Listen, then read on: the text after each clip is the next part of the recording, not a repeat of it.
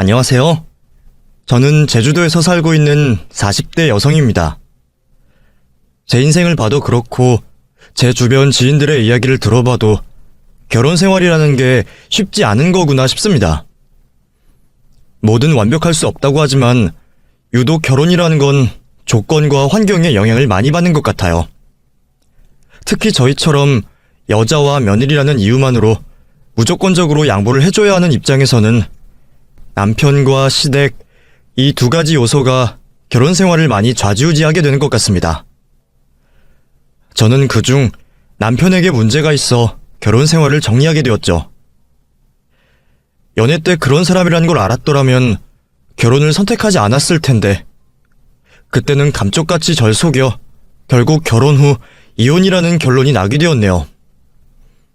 결혼은 후회하지만 그 다음 선택에는 후회가 없기에 이렇게 마음 편히 제 사연을 보내보려 합니다. 저는 현부모 가정에서 자라온 사람입니다. 저희 엄마는 제주도에서 태어나 자라오시다가 업무 관련으로 잠시 건너오셨던 아빠를 만나게 되었다고 합니다. 엄마는 아빠가 언젠가는 육지로 돌아갈 것을 알고 있었기에 애초에 마음을 주시려 하지 않았다고 했어요. 그런데 아빠가 끈질기게 구애를 하며 엄마를 따라다닌 탓에 마음을 주게 되셨고, 아빠가 육지로 돌아가신 이후에도 꾸준히 연락과 만남을 가지며 연애를 이어가셨다고 하셨죠. 그러다 결국 두 분은 결혼을 하시게 되었고, 엄마는 아빠를 따라 육지로 올라와 신혼생활을 하시게 되었다고 했습니다. 일가 친척은 물론 지인 하나 없는 생활이 외롭고 힘들었지만 남편인 아빠를 보고 견뎠다고 해요. 그러다 두 분 사이에 제가 태어나게 되었고요. 제가 태어난 이후 엄마가 점점 육지 생활에 적응을 하시고 계실 때 아빠가 외도를 한다는 걸 알게 되셨죠. 아빠가 실수였다며 엄마에게 용서를 구했지만 엄마는 아빠를 용서할 수 없었다고 했습니다. 아빠만 믿고 혈연단신으로 올라온 육지였기 때문에 아빠에 대한 배신감을 이루 말할 수 없었다고 하셨죠. 그런 이유에서 엄마는 아빠와 이혼을 하시게 되었고 육지에 남아 저를 키워오셨습니다. 고향으로 내려갈 생각도 하셨지만 그 당시 이혼녀에 대한 인식이 좋지 않아서 어쩔 수 없으셨다고 했죠. 일자리 하나 구하는 것도 아는 지인이 없으니 정말 힘들게 구하셨다고 했습니다. 또 이혼녀의 가족들까지 멀리 살고 있으니 이상한 목적을 가지고 엄마에게 다가오는 사람들도 많았다고 하셨죠. 그런 힘든 상황에서 엄마는 여러 고생을 하시며 저를 키워오셨어요. 저 역시도 나이는 어렸지만 그런 엄마의 고생을 두 눈으로 보고 자라온 탓에 항상 모든 일을 엄마 위해서라는 이유를 달고 열심히 했죠. 그렇게 저를 위해 고생하시는 엄마에게 조금이라도 도움을 주려고 살았던 저는 연애도 친구도 멀리하며 엄마를 위해서만 살고 있었습니다. 그러다 보니 어느새 결혼할 나이를 훌쩍 지나가 버렸죠. 저는 결혼에 대해 관심이 없었으나 엄마의 마음은 달랐습니다. 제 결혼이 늦어지자 엄마는 자식 걱정에 밤잠을 못 이룰 정도이셨어요. 하지만 결혼이라는 게 제가 하고 싶다고 할 수 있는 것도 아닌 것 같고, 그 당시만 해도 딱히 저에게 필요하다고 생각하지 않아 남자를 만나는데 관심이 없었죠. 그런 생각을 하고 있을 때 남편을 만나게 됩니다. 당시 저는 공예학원을 운영 중이었고 남편은 음식 장사를 하던 사람이었어요. 우리 두 사람은 상가 번영에 참석을 하다 알게 되었죠. 매일 출퇴근을 하다 마주치고 이야기를 나누다 보니 금방 친해질 수 있었습니다. 거기다 남편은 저에게 가진 호감을 숨기지 않았어요. 호기심 반 기대 반으로 연애를 시작하게 되었죠. 남편은 연애 시절 저에게 정말 잘했습니다. 무엇을 하든지 우선순위 가장 위에 제가 있었고, 제가 말만 하면 하늘의 별도 따다줄 것처럼 행동했죠. 얼마나 저를 사랑해 주었는지 매일 절 잠깐이라도 보러 오는 남편 때문에 제가 그만 찾아오려며 말릴 정도였죠. 남편의 부모님께 눈치가 보였거든요. 그 정도로 저에게 극성이던 남편은 저희 엄마에게도 잘해주었고, 엄마도 저와 자신에게 잘하는 남편을 마음에 쏙 들어 했습니다. 엄마는 제가 남편과 결혼하길 바랬어요. 그건 시부모님도 마찬가지였죠. 그러다 보니 우리 두 사람은 부모님들 성화에 결혼을 서두르게 되었습니다. 상견례까지 속전속결로 해결을 하게 되었고 결혼식 준비만 하면 되었죠. 그때 엄마가 자신은 고향인 제주도로 내려갈 거니 살고 있던 집을 팔아 저희 신혼집 구하는데 보태주신다고 하셨어요. 굳이 그렇게까진 하지 않아도 될 것 같아 엄마를 말려보았지만 엄마는 제가 잘 사는 게 전부라고 하시며 고집을 피우셨죠. 아무리 자식을 위해서라고 하지만 자기 집까지 파신다고 하니 기분이 좋진 않았습니다. 미안한 감정이 더 컸죠. 남편은 그런 저를 보고 자주 찾아뵈면 된다며 위로를 해주었어요. 요즘 세상에 제주도는 먼 거리가 아니라면서 말이죠. 엄마의 고집도 절어하고 남편도 자주 찾아가겠다고 하니 저도 엄마의 뜻을 따르기로 했습니다. 그렇게 신혼집을 먼저 구하고 살림을 차린 뒤 결혼식을 올리게 되었어요. 뒤늦게 하는 결혼 생활 참 정신이 없었습니다. 새로 알아가야 하는 것도 많았고 시댁을 챙겨야 하는 일도 많았죠. 몇 개월이 어떻게 흘러가는지 모를 정도로 바쁘게 살아가고 있었어요. 그러다 마침내 결혼 후 첫 명절날이 다가오고 있었죠. 남편에게 처음 맞는 명절날 실수를 할까 싶어 걱정이 된다며 말을 하다 친정집 가는 일정에 대해 물어보게 되었습니다. 아, 맞다. 그런데 우리 집엔 언제 갈 거야? 비행기표 미리 끊어놔야 할 텐데. 이번에는 좀 힘들지 않을까? 연휴도 짧고 당신 우리 집에서 맞이하는 첫 명절이라 큰 집에도 가야 할 텐데. 1박 2일이라도 다녀오면 되잖아. 차례 지낸 날 큰 집에 다녀오면 되고. 큰 집에만 가나? 성묘도 해야 할 텐데. 그리고 비행기 뜨고 나서 얼마 안 걸리지. 공항 가고 기다리고 하면 몇 시간이 후딱이야. 그러니까 다음 연휴나 명절에 가는 걸로 하자. 서운하긴 했지만 남편 말이 맞는 듯 했습니다.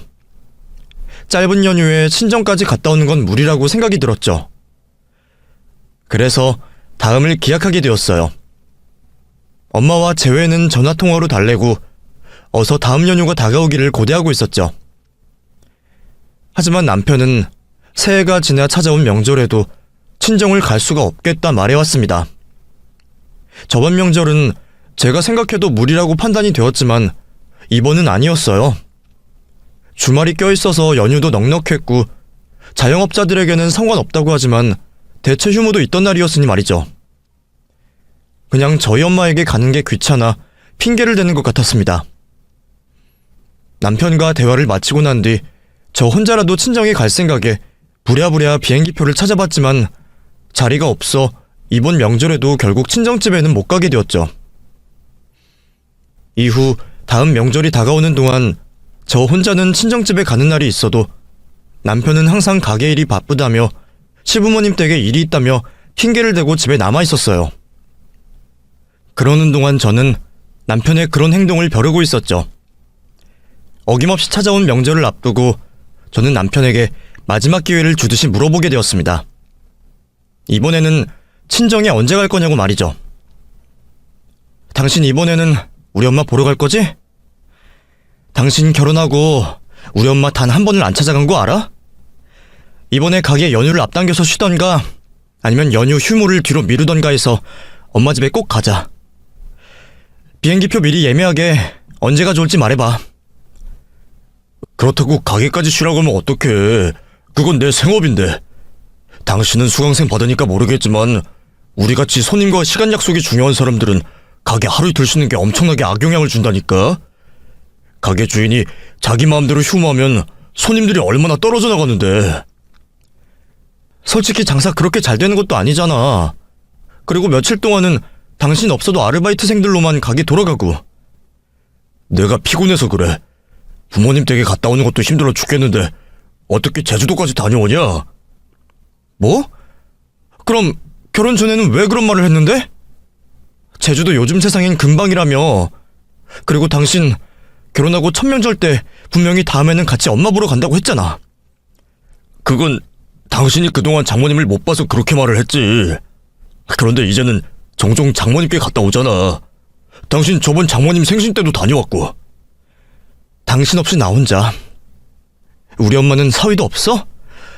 1년에 몇 번 찾아갈 날도 없는데 잠깐이라도 가서 사위 노릇 좀 해주면 안 돼? 나도 찾아가고 싶은데 차례 지내고 부모님 말씀 듣고 이거저거 하다 보면 내가 이번 겨울에는 아예 가기 휴무일을 만들게. 그때 정말 장모님께 같이 가자. 똑같은 대답, 똑같은 약속이었어요. 지켜지지 않을 약속이었죠. 남편의 그런 대답은 예상을 하고 있었기에 저도 미리 준비한 행동을 실천에 옮겼습니다. 명절날 앞에 미리 싸놓은 짐을 가지고 친정으로 내려가 버린 거죠. 엄마에게는 시부모님과 남편이 배려를 해줬다고 말하고 즐거운 시간을 보내게 되었습니다. 그렇게 즐거운 명절날을 쇠고 돌아오니 시댁에서 난리가 나 있었습니다. 며느리가 감히 명절날 시댁에 말도 없이 오지 않았다며 별의별 소리를 다 듣게 되었죠. 저도 홧김에한 행동이니 시부모님 혼내시는데 아무 말도 하지 않고 있었습니다.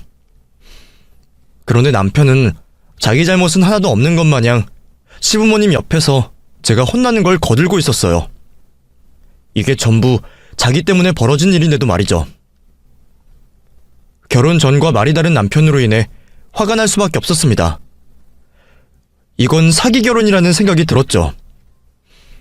화가 났던 저는 엄마가 남편을 혼내주길 바라며 전화를 걸게 되었습니다. 그런데 한참 동안 저와 남편 사이에 있었던 이야기를 들으셨던 엄마는 제 기대와 다른 말씀을 하셨어요. 그러니까 엄마가 그 사람한테 뭐라고 좀 해줘. 내가 결혼한 지 10년이라도 됐으면 이렇게 화도 안 나겠어. 그런데 이제 고작 2년밖에 안 지났다고. 이게 말이 된다고 생각해? 결혼 전에는 날 위해 하늘의 별도 따다 줄 것처럼 말해주고 엄마가 있는 제주도가 바로 옆에 있는 것처럼 말을 하더니 이게 뭐야. 아무리 여자가 남자 집안에 시집을 간다고 하지만 사위가 장모에게 얼굴 한번 안 비치는 게 말이 되냐고. 내가 그 사람한테 말해봤자 들으려고 하지 않으니까 엄마가 따끔하게 말 좀 해줘. 너 그러면 저번에도 시부모님께 허락받지 않고 온 거였어? 그때 나한테는 사돈 어르신들과 김서방에게 허락받고 왔다고 해놓고. 그럼 그 사람 말 믿고 있다가 또 속아? 그럼 나는 언제 엄마 보는데? 아무리 그래도 그렇지. 결혼까지 한 애가 철딱서니 없게 행동하면 어떡해. 시부모님께 예쁨만 받아도 모자랄 상황에 너 스스로 미움받을 짓을 골라서 하니. 다음부터는 엄마한테 안 와도 돼. 혹여나 김서방과 여행을 가도 제주도로는 오지 말아라. 엄마가 뭐라고 했어? 엄만 너랑 김서방 둘이서만 잘 되면 다 된 거라고 했지. 그런데 엄마는 괜찮은데 왜 네가 난리야? 엄마 때문에 너 시댁에 미움받고 김서방과 다투는 일 있으면 내가 마음이 편할 것 같아? 엄마가 무슨 일이 있어도 김서방과 다투지 말라고 했잖아. 뭐든 이해해주고 대화로 풀고 살라고 했지. 그래도 나도 엄마가 있고 친정이라는 게 있는데. 엄마가 어디 가는 것도 아니고 너희 여유가 있으면 오는 거지. 특히 명절날 그게 뭐하는 행동이야. 엄마가 이 정도만 말해도 무슨 말인지 알아듣지? 앞으로는 엄마 신경 쓰지 말고 시부모님과 김성원만 신경 써. 엄마는 되려 저를 꾸짖었어요. 그렇다고 엄마에게 서운하진 않았습니다. 엄마가 왜 그렇게 말씀을 하시고 생각을 하시는지 전 알고 있었으니까요. 엄마는 자신이 아빠와 이혼을 하여 편부모 가정에서 자라게 된 저에게 평생 미안함을 가지고 계셨습니다. 그래서 제가 자신과 같은 삶을 살지 않기 바라셨어요. 문제없이 잘 살고 있던 집을 팔아 저희 신혼집 구하는 데 쓰라며 주신 일도 그런 이유에서 하신 행동이었죠. 괜히 제가 전화를 해서 엄마 마음만 들쑤셔놨구나 싶었습니다. 다음부터는 속상한 일이 있어도 엄마에게는 알리면 안 되겠다고 생각하게 되었죠.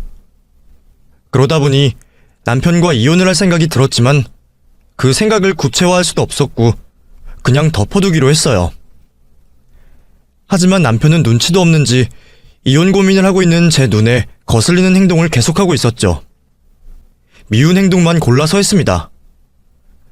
이번에는 갑자기 효자 노릇을 해야 하겠는지 별일도 아닌데 시부모님 일이라면 호들갑을 떨고 챙기는데 여념이 없었죠.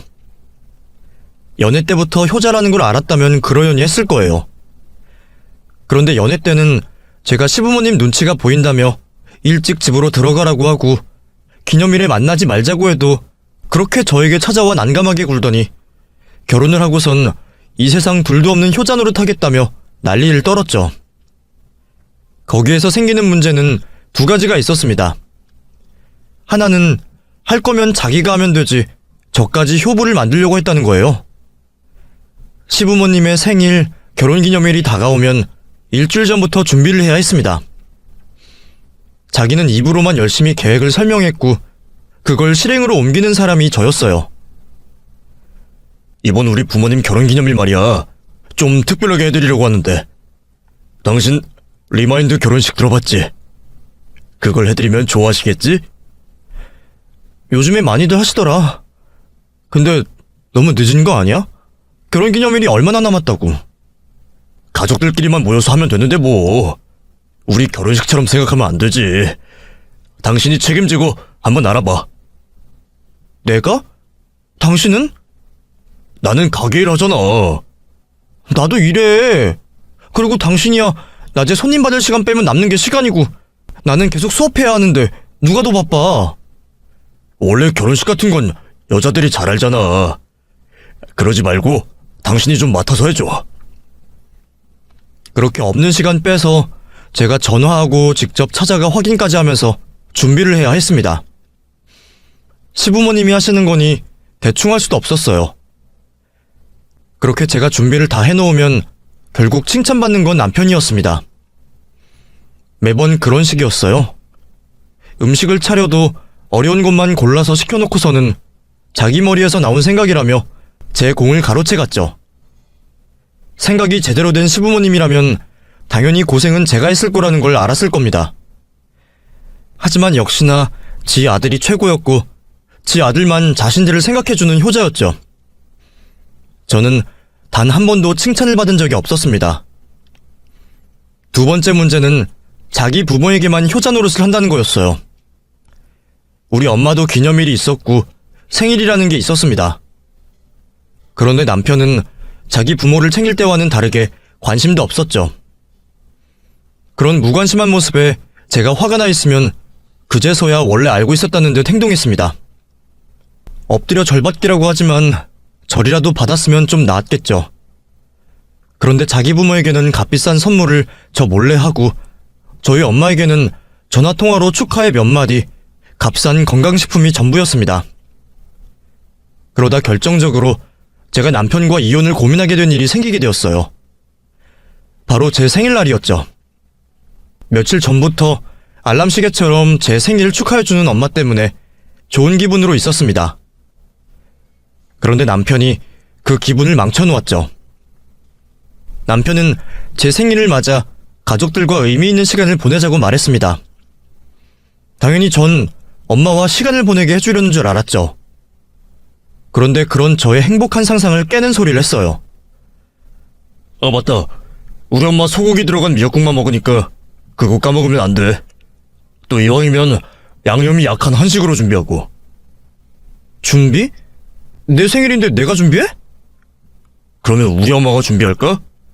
나는 요리 못하는 거 알잖아. 아니, 엄마도 미리 와 있을 텐데 내가 어떻게 내 생일날 음식 준비하는 모습을 보여? 응? 정모님이 그날 왜 오셔? 여기까지 오셔서 보실 일이 있으셔? 무슨 소리야? 당연히 우리 엄마 초대하는 거 아니었어? 가족들과 의미 있는 시간 보내자며. 그래, 우리 부모님이랑. 장모님 제주도에 계시는데 당신 생일이라고 부르는 게 말이 되나? 비행기 값이 얼만데. 뭐? 반대잖아. 내 생일이면 우리 엄마가 나랑 있어야지. 왜 내가 시부모님과 시간을 보내? 축하받는 자리에 누가 있건 무슨 상관이야. 그리고 장모님 일정도 모르는데 이제 와서 어떻게 모셔. 내가 다음에 장모님 모시고 당신 생일 보내게 해줄게. 그러니 이번에는 우리 부모님과 보내자. 내 생일날 시부모 먹일 미역국을 끓이는 게 말이 되나요? 거기다 저 낳고 고생하신 엄마가 건강히 살아계시는데 말이에요. 화가 났던 저는 생일이고 뭐고 다 필요 없다며 가족 모임을 취소했습니다. 뭐든 자기 부모만 챙기는 남편을 보니 앞으로의 결혼 생활이 걱정되기 시작했어요. 그런 이유로 남편과의 이혼을 진지하게 고민하고 있었죠. 그러던 중에 엄마에게 변고가 생겼어요. 평소 고혈압을 앓고 계시긴 했지만 관리를 꾸준히 하시기도 했고 약도 드시고 계셔서 건강에는 큰 이상이 없으셨는데 갑자기 어느 날 고혈압으로 쓰러지시게 된 거예요. 다행히 이모들이 바로 발견을 하셔서 더 큰일은 없었지만 엄마가 쓰러졌다는 소식은 저에게 청천벽력과도 같은 충격이었죠. 늦은 식사하던 중에 연락을 받았던 저는 곧장 엄마가 계시는 제주도로 내려가려고 했습니다. 겉옷에 가방만 챙긴 채 공항으로 갈 준비를 했죠. 그런데 옆에서 이모와 전화통화를 다 들었던 남편이 따로 준비를 하지 않고 있는 거예요. 뭐해? 당신 그냥 그대로 가도 돼? 나는 당신 공항까지만 데려다 줄게. 뭐? 당신 방금 내가 이모랑 통화하는 거 못 들었어? 엄마 쓰러지셨다니까? 당신 내일도 모레도 별일 없잖아. 그리고 지금 일보다 중요한 일이 있어? 그게 시간 없으니까 솔직하게 말할게. 나 비행기 공포증이 있어서 못 가. 이제까지 당신한테 사실대로 말 못해서 미안한데 나 비행기 타면 정신도 혼미해지고 숨도 턱하고 막혀. 거리가 짧든 길든 그런 것과 상관없이 비행기를 타기만 하면 그렇게 돼. 그래서 지금까지 장모님 댁에 가지 못했던 거야. 뭐라고? 그걸 왜 이제 얘기해? 그러면 당신 우리 엄마가 신혼집 도와준다고 집 팔고 제주도 내려갈 때는 왜 그런 말 했어? 왜 사람 속이고 그런 말을 했냐고? 아니다. 됐어. 그게 중요한 게 아니지. 알았으니까 우선 빨리 나 공항에 데려다 줘. 이야기는 나중에 하기로 하고. 남편이 갑작스럽게 꺼낸 이야기가 당황스러웠지만 우선은 엄마에게 한시라도 빨리 가는 일이 더 중요했습니다. 남편과 왈가왈부하며 시간을 낭비할 수 없었죠. 그렇게 남편이 공항까지 저를 데려다 주었고 저는 엄마가 있는 제주도행 비행기에 몸을 싣게 되었습니다. 공항에 도착하자마자 엄마가 있는 병원으로 달려갔던 저는 침상에 누워 계시는 엄마를 보게 되었죠. 엄마의 모습을 본 순간 눈물이 먼저 흘러나왔습니다.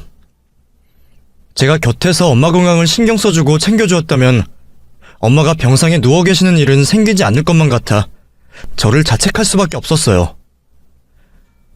이후 이모들이 울고 있는 저를 발견하곤 괜찮다며 저를 다독여주시며 엄마 건강 상태에 대해 설명해 주셨죠. 다른 곳에는 이상이 없으셨지만 쓰러지시며 머리를 다치시는 바람에 골절과 함께 일시적인 마비 증상이 있다고 했어요. 그런 엄마를 두고 올라갈 수 없었습니다. 이모들이 엄마 곁에 있다고 하지만 제 눈으로 확인하고 제 손으로 엄마를 돌봐드려야 마음이 놓일 것 같았어요. 바로 그날 남편에게 전화를 하여 엄마가 나을 때까지 친정집에서 지내겠다고 말을 했죠. 남편도 엄마를 돌봐드리겠다는 저를 이해해 주었어요. 물론 엄마는 시집을 간 여자가 집을 오랫동안 비워서는 안 된다며 제 도움을 받는 걸 손살에 치셨지만 이번만큼은 제 고집을 꺾을 수 없었습니다. 남편에게 이미 말까지 다 해놓고 짐도 친정집으로 오고 있다고 말하니 이번에는 한 발자국 물러서셨죠.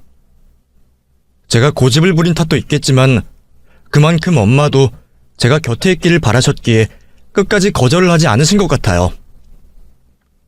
그렇게 저와 엄마는 아주 오랜만에 둘만의 시간을 보낼 수 있었습니다. 외출이라고는 재활 관련으로 병원을 다녀올 때와 집 앞마당 정도가 전부였지만 그런 것과 상관없이 엄마와 단둘이서 보내는 시간이 너무나도 행복했어요. 다시 결혼 전으로 돌아간 것만 같았죠. 제가 엄마 곁에 있어 심적으로 안정이 되어 회복에 더 좋은 효과가 있었는지 모르겠지만 엄마의 몸 상태는 빠르게 좋아지고 있었습니다. 회복되어가는 엄마의 모습을 보며 저도 그제서야 한숨을 돌릴 수 있었고 다른 생각들도 조금씩 할 수 있었죠. 남편 생각이 가장 먼저 났습니다. 그때는 남편이 고맙더라고요.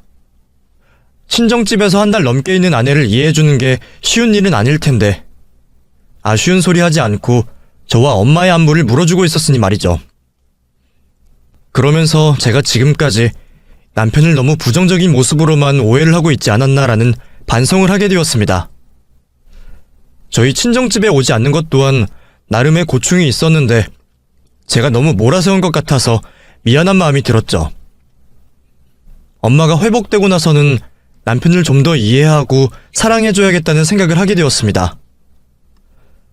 그렇게 새로운 마음을 가다듬고 있을 무렵 어느 날부터인가 남편이 SNS 계정이 비공개로 돌려졌다는 걸 알게 되었습니다.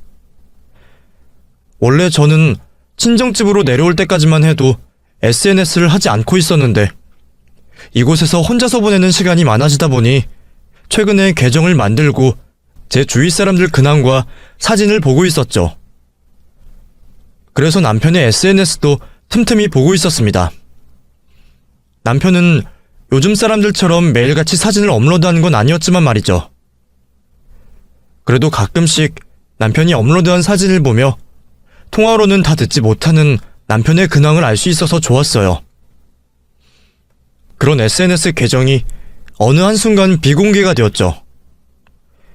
몰래 남편 계정을 훔쳐보고 있던 터라 왜 비공개로 바꿨냐고 물어볼 수도 없었습니다. 그리고 그때까지만 해도 남편의 갑작스러운 비공개 설정에 별 생각이 없긴 했어요. 그래서 다른 사람들 계정을 보고 돌아다니며 SNS를 하고 있었는데 우연히 남편과 닮은 사람이 찍혀있는 사진을 제가 모르는 계정에서 보게 되었죠. 남편과 닮은 사람인가 싶어 무심코 그 계정에 들어가 봤는데 그 사진 속에 있는 남자는 제 남편이 맞는 듯 보였습니다.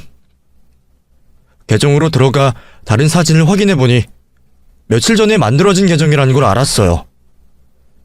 그리고 그 계정의 주인이 저희 시아버님이라는 것도 알 수 있었죠. 가장 처음으로 올린 사진이 시아버님의 정면 사진과 함께 시어머니의 사진이었거든요. 아마 보통의 사진이었다면 우리 시부모님도 요즘 사람들 하는 걸 다 아시는구나 정도로 생각했을 거예요. 그런데 제가 맨 처음 확인했던 남편과 시부모님이 찍혀있는 사진의 배경이 너무나도 익숙했습니다. 우리 엄마 고향 제주도에서 유명 명소라고 알려진 곳이었으니까요. 제주도 배경이 있는 사진은 몇 시간 전에 올라온 사진이었고 그렇다면 시부모님과 남편이 제주도에 와 있다는 소리였죠. 저는 시아버님 계정으로 추정되는 곳의 사진을 더 면밀하게 보게 되었습니다. 그리고 가족들 모두가 비행기를 타고 제주도에 왔다는 것도 알게 되었죠. 분명 남편은 저에게 비행기 공포증이 있다고 말했어요. 그 이유로 인해 우리 엄마가 쓰러지셨다고 했을 때도 가지 못하겠다며 말을 했던 사람이었죠. 남편이 저에게 거짓말을 한 거에 대해 확정을 짓기 전에 한번 확인을 해보려고 했습니다. 전 남편에게 아무것도 모르는 것처럼 전화를 걸었어요. 여보, 장모님은 좀 어떠셔? 많이 좋아졌어. 마비는 일시적인 거라 이제는 움직이는 건 아무 이상 없는데 힘주는 걸 아직 힘들어하셔서 요즘에는 그걸 중점으로 재활하시고 계셔. 당신은 내가 없어서 많이 힘들지? 안 그래도 엄마가 내일이나 내일 모레 잠깐이라도 당신 보고 오라고 해서 그럴까 하는데. 뭐하러 그래? 아직 장모님 곁에 당신이 있어야지. 나는 괜찮아. 어차피 요즘에는 장사가 잘 되고 있어서 잠자는 시간 빼고는 집에 있지도 않거든. 당신 와봐야 내 잠자는 모습밖에 못 봐. 밥도 가게 근처에서 먹어서 잘 먹고 있고. 당신 나랑 결혼하고 장모님과 시간 많이 못 보냈잖아. 이번 기회에 내 생각하지 말고 장모님과 시간 더 보내다가 와. 그렇게 말해주면 나는 고맙지. 그리고 미안해. 물론 내가 당신 비행기 공포증이 있다는 걸 알고 그런 건 아니지만 이제껏 당신을 너무 몰아선 것 같아서 미안하더라고. 당신이 공포증이 있다는 사실을 편하게 말할 수 있는 분위기를 만들어줘야 했는데 짜증이나 내고 화만 내고. 괜찮아. 내가 오히려 미안하지. 다음에 연휴가 길어서 배 타고 갈 수 있거나 내가 치료를 받으면 그때는 나랑 장모님께 같이 가자. 너무 무리하지 않아도 돼.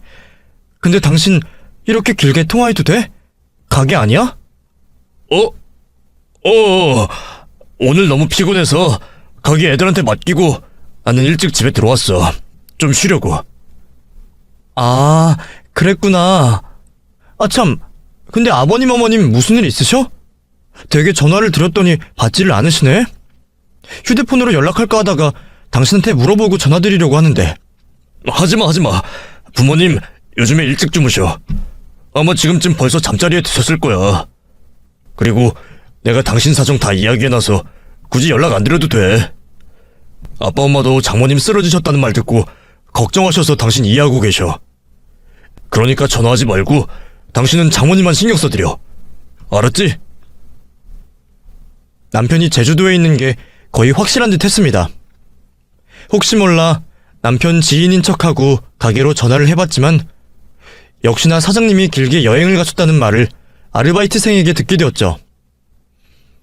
결국 남편은 지난 결혼 생활 내내 친정집에 일부러 가지 않았던 게 맞았고 우리 엄마가 아프다는 말에도 비행기 공포증이 있다는 거짓말까지 만들어가며 절 속였던 거였어요. 그리곤 자기 부모와는 관광을 하기 위해서 제주도까지 비행기를 타고 왔던 거죠. 또 저에게 거짓말을 하면서 말이에요. 야비하게 거짓말을 살살 해가면서 간땡이는 부었는지 저와 마주칠 수 있는 제주도로 와 있었습니다. 남편의 거짓말을 모두 다 알게 되자 배신감이 어마어마하게 몰려왔어요. 내가 이런 사람을 믿고 결혼을 선택한 게 너무 후회되었죠. 이전에는 고민만 하고 있던 이혼에 결심이 섰습니다. 지 부모만 부모님인 줄 알고 챙기는 놈 따위는 제 인생에 필요 없었어요.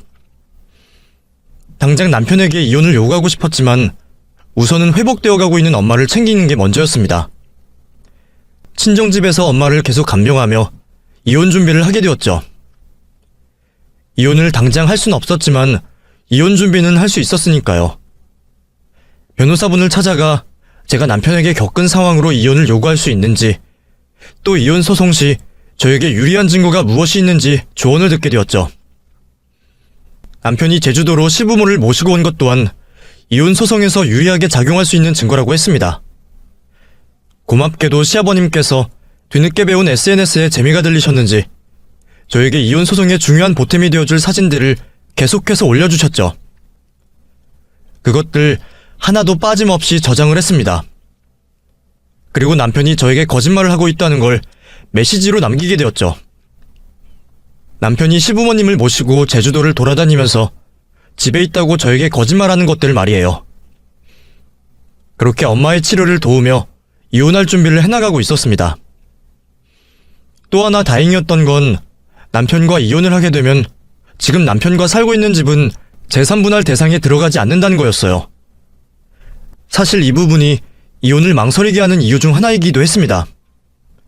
어쨌거나 우리 엄마가 고생해서 모으신 돈으로 구해준 집인데 이걸 남편과 나누게 된다면 이보다 억울할 순 없잖아요. 그런데 결혼 전 제 명의로 엄마에게 도움을 받고 산 부동산이라 이혼을 하더라도 제가 온전히 가져갈 수 있다고 했어요. 정말 다행이지 싶었습니다. 사실 결혼 전 제 명의로 구입한 후에 남편이 공동 명의로 아파트를 돌리자고 몇 번이나 말을 했거든요. 평생 같이 살 부부인데 네 재산 내 재산 나누면 어떡하냐며 계속 징징거렸죠. 그때 남편 말을 듣지 않은 게 얼마나 다행인지 정말 10년 감수했어요. 준비를 다 마치고 보니 남편과 이혼하는데 제가 손해보는 건 없어 보였습니다. 이미 흘러버린 시간을 제외하고는 말이죠. 계속 시간을 끌어봤자 좋을 건 없다고 생각했던 저는 엄마가 어느 정도 회복이 된 걸 확인한 후에 집으로 돌아가 남편에게 곧바로 이혼을 해달라고 요구했죠. 이제껏 당신이랑 살아온 시간도 아까우니까 잔말 말고 도장이나 찍어. 당신 집에 오자마자 무슨 소리를 하는 거야? 도장이라니. 우선 나도 조용히 끝낼 수 있는 기회를 주는 거야. 합의 이혼이 안 되면 바로 소송 들어갈 거니까. 우리 마무리라도 좋게 끝내자. 이게 뭐야? 협의 이혼 확인 신청서? 당신 지금 뭐 하는 거야? 우리 사이에 무슨 일이 있었다고 이혼을 해? 당신 설마 제주도 내려가서 남자라도 생긴 거야? 지금 뭐라고 하는 거니? 내가 언제 남자 생겼다고 했어? 내가 너처럼 뻔뻔하게 거짓말하면서 누굴 속이는 사람으로 보여? 내가 요구하는 이혼 전부 다 당신에게 문제가 있어서 요구하는 거야. 당신 잘못 때문이라고. 내가 무슨 잘못을 했다고? 가게 사정이 어려워서 집에 돈을 좀 못 가지고 왔다만 내가 바람을 핀 것도 아니고 그렇다고 당신 가둬둔 것도 아니잖아. 나 당신 한 달 반 가까이 장모님 댁 내려가 있는 것도 이해해준 남자야. 그런 내가 뭘 잘못했는데? 그거야. 내가 없으면 마음대로 살 수 있었으니까 그랬겠지. 내가 없는 동안 뭐라고 돌아다녔는지 궁금해서 카드 명세서 봤더니 가게 끝나기도 전에 술 퍼먹고 친구들과 놀러 다닌다고 살만 났더구만. 그거는 내가 이해해줄 수 있어. 내 부재 때문에 그렇게 된 거니까. 근데 당신 나한테 거짓말했잖아. 우리 친정 관련해서. 당신 명절 아니더라도 우리 친정집에 내려간 적이 있어? 맨날 말로만 장모님, 장모님, 우리 장모님이라고 하지 진심으로 생각한 적 있냐고. 그거야 내가 말했잖아. 나 비행기 공포증 때문에 그렇다고. 전에도 말한 거 가지고 왜 이래? 그래. 그때야 정말 그런 줄로만 알았지. 나도 당신이 그렇다고 하면 이해하려고 했어. 근데 당신 2주 전에 어디 갔다 왔어? 당신 부모님들과. 뭐? 2주 전이면 그게 그러니까 간땡이도 크지. 내가 있는 제주도 왔더라? 나한테는 말도 하지 않고 우연이라도 나 마주치면 어쩌려고 그랬어? 아니다. 그래서 부쩍 내 안부를 물으며 뭘 하고 있는지 어디에 있는지 물어왔던 건가? 그래. 부모님 모시고 여행할 수 있지. 근데 당신 뭐 타고 제주도 왔는데? 비행기 타고 왔잖아. 우리 엄마 쓰러졌을 때는 비행기 공포증이 생기고 너네 부모랑 탈 때는 공포증이 사라지냐? 여보, 그게 아니라 우리 부모님이 제주도는 꼭 가보고 싶다고 하셔서 그러니까. 알았어. 내가 잘못했어. 가게 일이랑 부모님 챙기는데 힘이 들어서 멀리 계시는 장모님까지 챙기는 건 무리라고 생각했어. 내가 반성하고 앞으로는 장모님도 챙길게. 그러니 이혼 이런 얘기는 하지 말자. 아니, 이혼할 거야. 당신만 힘들어? 나는 당신 부모님 챙기는 게 쉬운 일인지 알아? 당신만 효자 되고 싶겠냐고. 효자 되고 싶으면 당신이 지금처럼 알아서 잘 챙기던가. 왜 나한테까지 강제로 당신 부모님 챙기게 하는데? 당신은 우리 엄마 챙겨주지도 않으면서. 결혼하고 단 한 번을 우리 엄마에게 얼굴 비치지 않았어. 그러면 통화라도 자주 했니? 그것도 아니잖아. 생일이면 겨우 몇만 원 되지 않는 건강보조식품 보내고 지 부모 생일에는 몇십 몇백만 원짜리 선물 나 몰래 하고.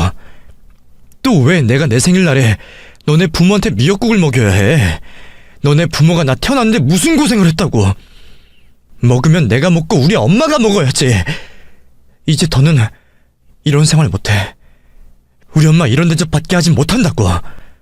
합의 이혼 아니면 자, 여기 이혼 소송할 거니 그렇게 알고 있어. 그리고 여기 우리 엄마 돈으로 구한 내 집이니까 당장 나가. 남편은 그제서야 사태를 파악하고 저에게 잘못을 싹싹 빌어왔습니다. 그럴 것도 만약 저와 이혼을 하게 된다면 저와 달리 손해볼 게 아주 많은 남편이었거든요. 저희가 신혼집을 구하려고 했을 때 저희 엄마의 갑작스러운 도움을 받게 되었던 남편은 원래 신혼집을 구할 때 쓰려던 돈을 장사하는 데 더 투자를 하게 되었어요. 그런데 생각도 없이 큰 가게를 임대한 탓에 손님이 있어도 썰렁해 보였고 장사가 잘 안 돼 보이는 효과만 있었죠. 그러다 보니 손님들 입장에서는 남편의 가게를 들어오려고 하다가도 순간 멈칫하게 될 수밖에 없었습니다. 겉으로 보기에는 파리만 날리는 집같이 보이니까요.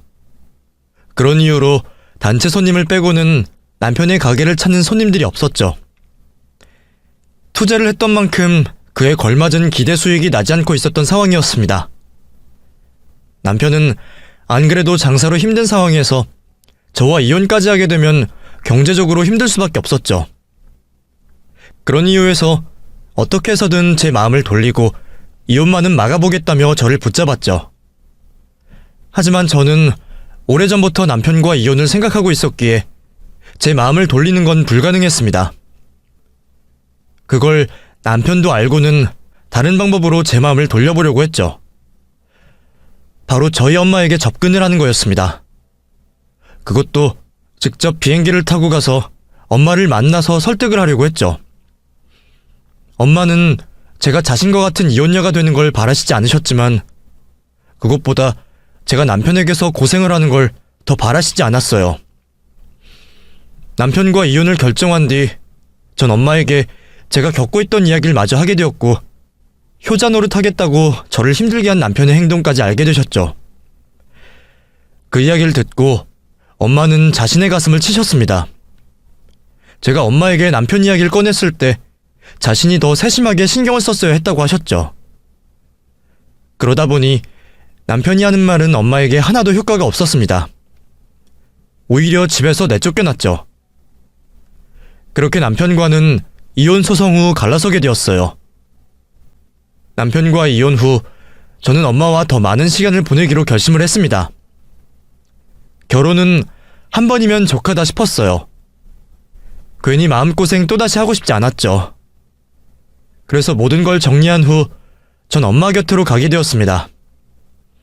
그리고 지금은 엄마와 함께 엄마의 고향인 제주도에서 여러 장사를 하면서 재미있게 살고 있어요. 그래도 이제는 건강을 다 회복하시고 꾸준히 관리를 하시고 계시고요. 엄마 고향에서 엄마가 살아온 이야기를 듣고 지내는 지금이 더없이 여유롭게 행복하기만 합니다.